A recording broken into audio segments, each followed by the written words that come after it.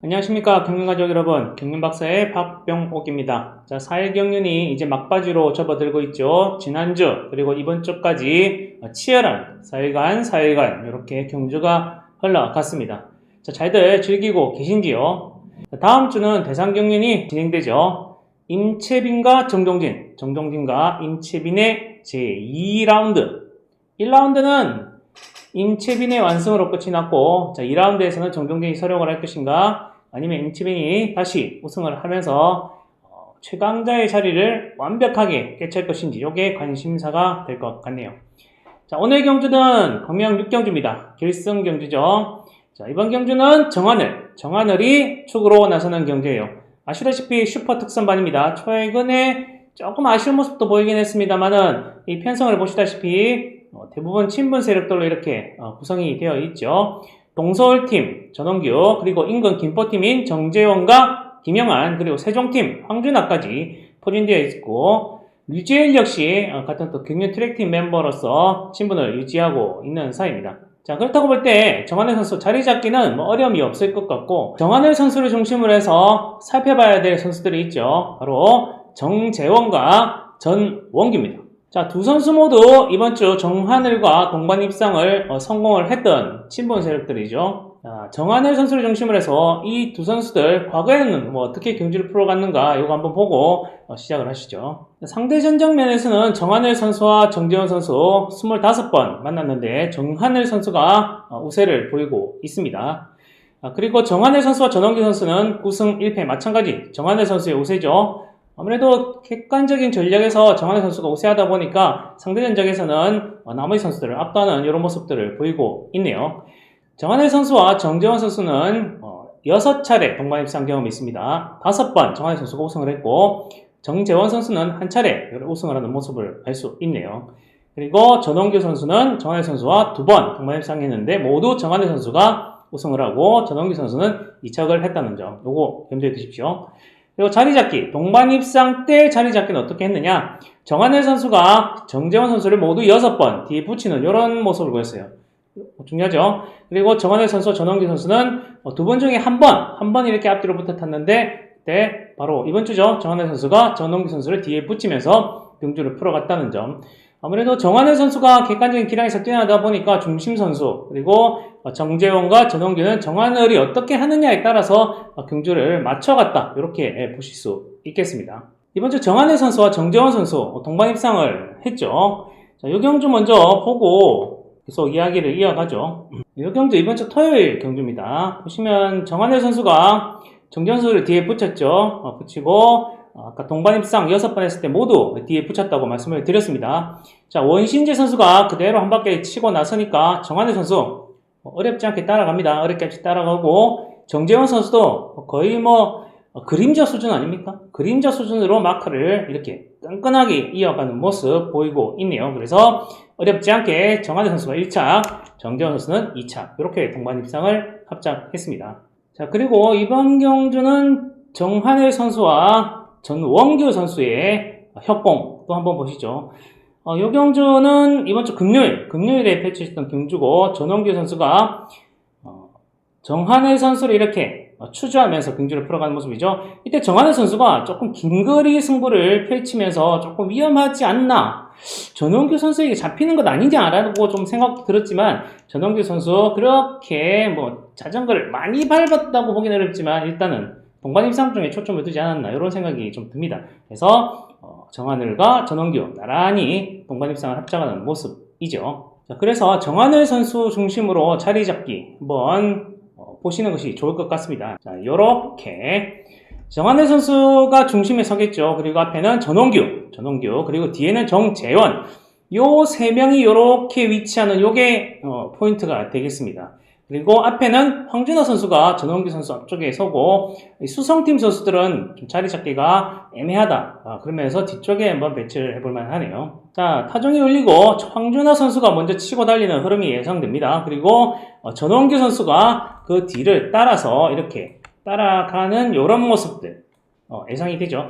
전원규 선수가 어느 시점에 스퍼트를 하느냐에 따라서 정하늘과 전원규냐 아니면 정하늘과 정재원이냐 이렇게 판가름이 날 수 있는데 황준하 선수가 글쎄요 요즘 선행을 조금 빈도가 떨어지죠. 9월부터 조금 빈도가 좀 떨어지는 느낌이 좀 들어요. 그리고 전원규 선수 지난번 정종진 선수와의 만남에서 그냥 한 바퀴 타종부터 그대로 긁었죠. 그냥 내가 다 끌어줄게 이런 마인드로 전원규 선수가 치고 나서면서 김포팀이 완승을 하는 이런 모습을 보였는데 이번 경기도 정하늘 선수 같은 동서울팀 아닙니까? 자, 전원규 선수 마음에는 정하늘 선수가 지켜주지 않겠느냐라는 마음을 먹고 조금 길게 났을 가능성 저는 먼저 보고 싶네요. 자, 기본적으로 이 경주는 정하늘 선수 중심을 했을 때 저는 삼복승이 기본이 아닌가라는 생각이 좀 들어요. 이거 정하늘 선수 마음이죠. 일단은 최대한 지켜주고 살짝 잡거나 아니면 조금 길게 잡으면 정전. 그래서 이 경주를 굳이 쌍승과 쌍복승까지 머리를 이렇게 많이 쓸 필요는 없지 않느냐. 삼복승에서 그냥 승부를 보는 것이 좋다라고 저는 생각이 좀 드네요. 정하늘 선수 중심으로 하는 571, 517, 이 삼복승 경주권이 가장 가능성이 좀 높아 보입니다. 그리고 이게 조금 위험할 수 있다는 점이 있는데, 이 경주 한번 보시고 넘어가셔야 될 것 같아요. 자, 이 경주가 올해 9월 3일, 지난달 배치했던 경주입니다. 이 경주를 보시면 오늘하고 상당히 좀 흐름이 비슷합니다. 일단 전원규 선수, 그리고 정하늘 선수, 그리고 정재원 선수가 이렇게 나란히 위치를 하죠. 자, 이때 정태양 선수가 빠르게 치고 나서면서 전원규 선수가 한 템포 이렇게 죽입니다. 그러니까 정하늘 선수가 순간적으로 조금 놀래죠. 그러면서 바퀴를 한번 뺐어요. 힘을 한번 썼단 말이죠. 자, 그리고 다시 전원규 선수가 이렇게 나가니까 다시 추주를 해줍니다. 그리고 전원규 선수가 어렵사리 이렇게 젖히기 승부를 펼치죠. 그러면서 넘어가니까 정하늘 선수가 고민을 하죠. 자, 여기서 어떻게 잡을까? 자, 저는 이때 정하늘 선수가 배려를 하려는 쪽으로 가지 않았느냐. 물론 정하늘 선수가 아까 거기서 코너에서 힘을 쓰는 모습이 조금 포착되긴 했습니다만은 그래도 전원규 선수를 좀 배려하고 싶다라는 마음을 순간적으로 먹은 것 같아요. 자, 그러니까 정재원 선수도 아차, 이거 무조건 그냥 정하늘 맡을 거 아니네. 이러다가 3차 갈 수 있겠다니까 여기서부터 페달을 막 밟습니다.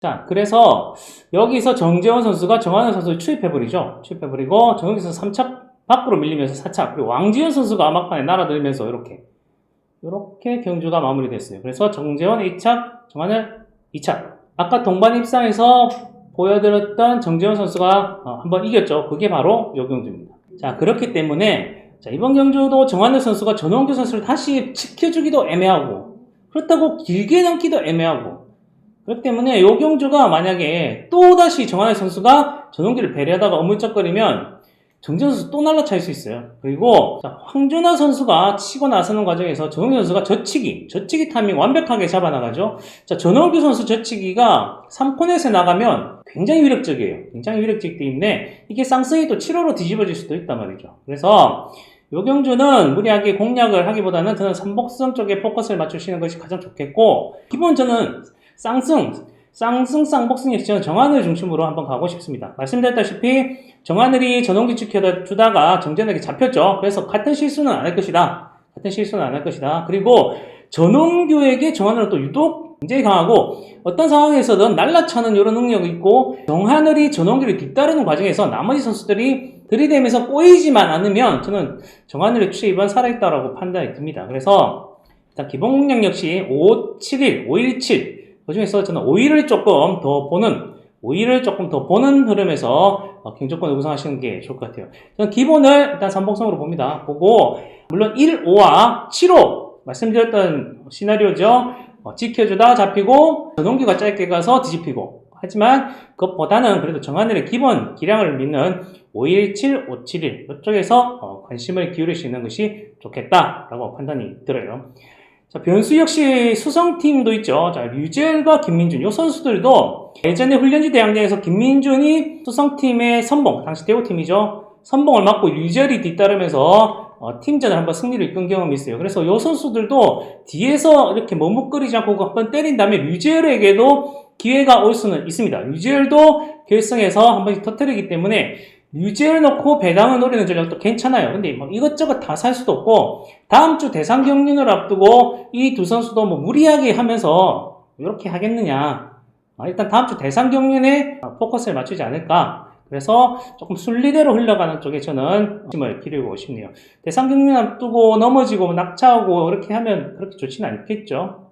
그래서 다시 한번 말씀드리지만 정한열 중심의 공략이 가능성은 가장 높아 보이고 삼복승, 요 세 선수 묶는 삼복승 전략을 세우시는 게 일단은 좋다. 이렇게 말씀드릴 수 있겠습니다. 오늘 눈여겨볼 만한 선수들 한번 꼽아보죠. 이경주 5번 이일수 선수입니다. 이일수 선수 지난주에 깜짝 활약을 했죠. 이번 주도 나머지 경쟁자들에 비해서 저는 크게 밀린다고 생각지 않거든요. 그래서 이일수 선수가 힘으로부터도 맞설만하고 그리고 뒤에서 날라찰 수도 있기 때문에 저는 이일수 중심의 공략 꼭 한번 챙겨두시라 라고 말씀드리고 싶고 창원 이경주 역시 이서혁 선수도 경쟁자들이 뭐 그렇게 압도적이지는 않기 때문에 충분히 예선에서 기회를 보이든가 막판 날아차는 전략으로는 한방 기회가 올 것이다. 그래서 이서혁 선수 한번 관심을 기울이시고 방면 4경주 김원진 선수 이 선수가 점수는 또 제일 높습니다. 요편승에서. 그래서 이 선수의 직선 추입 한방 있죠. 꽂아 넣습니다. 막판에. 이 선수 한번 관심을 기울이시고 그리고 광명 5경주는 박승민 이 선수도 일단 잡아 돌리면 뭐 아무도 못 말리는 이런 상황이 발생할 수 있어요. 그래서 한번 관심을 기울여 보시라. 이렇게 마무리를 할 수 있겠네요. 자, 날씨가 계속 왔다리 갔다리 합니다. 건강 유의하시고 항상 건강이 최고죠. 그래서 건강한 모습으로 다음 주에도 다시 뵙도록 하겠습니다. 안녕히 계십시오.